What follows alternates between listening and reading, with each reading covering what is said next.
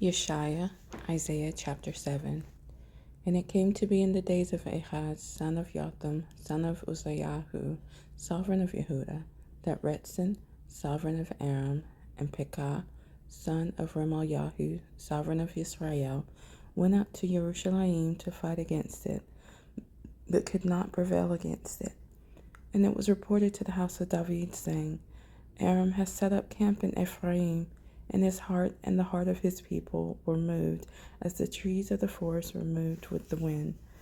And Yah said to Yeshayah, Go out now to meet Ahaz, you and Shear Yashub, your son, at the end of the channel of the upper pool, on the highway of the launderer's field, and say to him, Take heed and be calm. Do not fear or be faint-hearted, for these two stubs of smoking firebrands, for the fierce displeasure of Retzin and Aram, and the son of Remaliahu, because Aram, Ephraim, and the son of Remaliahu have plotted evil against you, saying, Let us go up against Yehuda and tear it apart and break it open for ourselves, and set a sovereign over them, the son of Tabeel.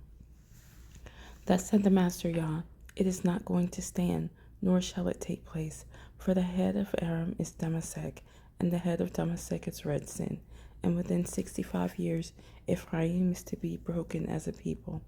And the head of Ephraim is Shomeron, and the head of Shomeron is the son of Remaliahu. If you do not believe, you are not steadfast. And Yah spoke again to Ahaz, saying, Take a sign for yourself from Yah your Elohim. Make deep the request, or make it high. But Ahaz said, I do not ask, nor try, Yah.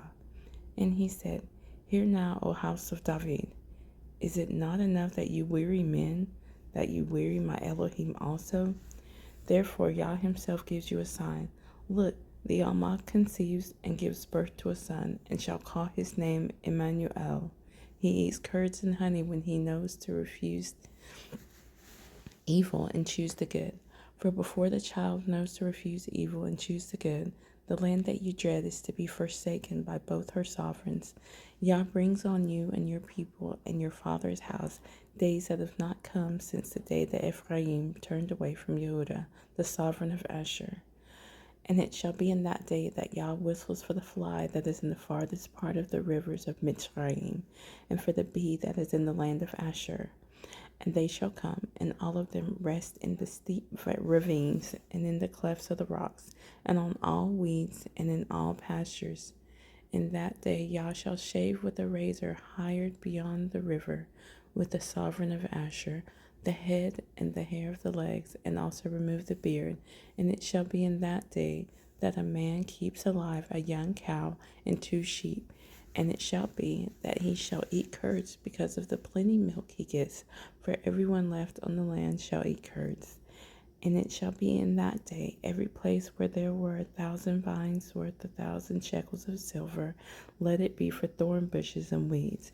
With arrows and bows one shall go there, because all the land shall be thorn bushes and weeds.